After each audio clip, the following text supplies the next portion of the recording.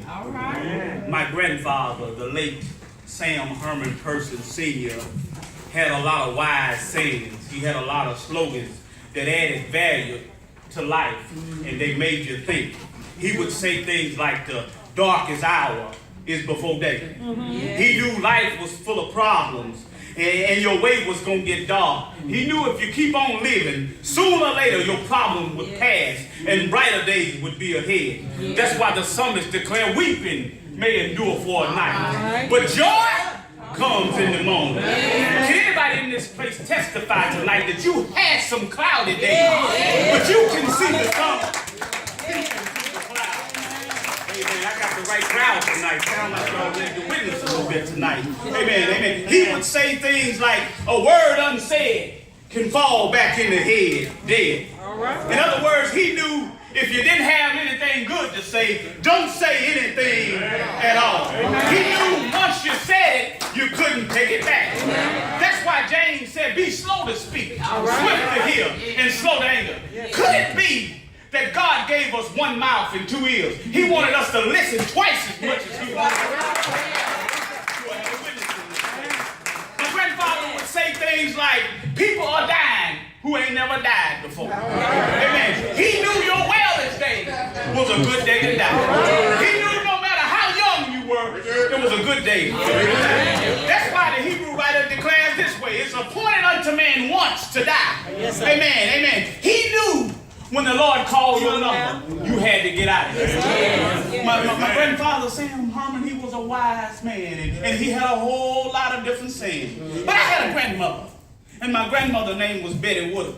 Her name is Betty Woodard, amen. And she had a lot of wise sayings herself, amen. But she was a little different from my grandfather. Some of her sayings was things like, a hard head make a soft. Somebody in this place know my amen, amen. She knew a man was born of a woman but a few days and full of trouble. She knew that her grandboys were going to pull some stuff. She knew that they were going to get into some mess. Amen, amen. My grandmother, she had wise sayings. She had sayings like, if you show out, you're going to get woe out. She had business. She was going to whoop us for asking the food. Amen. She knew if she spared the rod, she would spoil the child. Amen. She knew foolishness was bound in the heart of a child, but she knew the rod of correction would drive it out of them. Can you testify tonight that your grandmama put a whooping on you and some foolishness?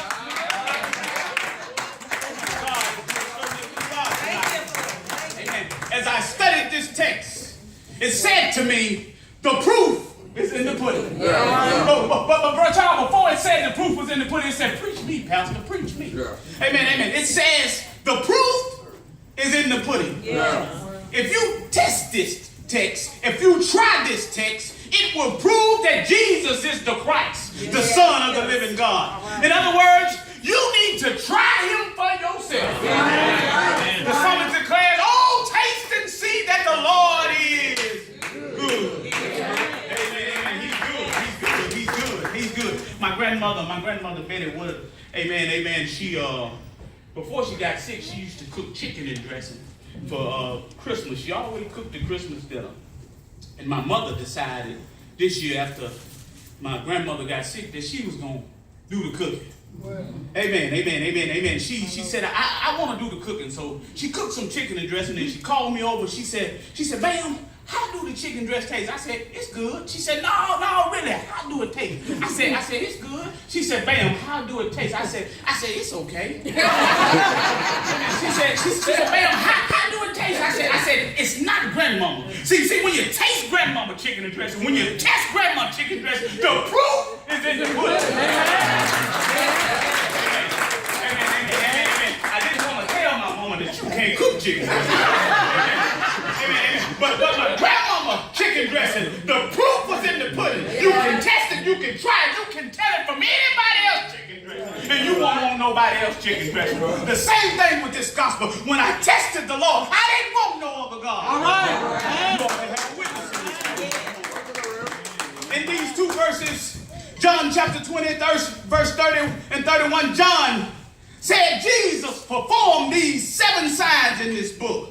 so that we might believe that Jesus is who he said he is.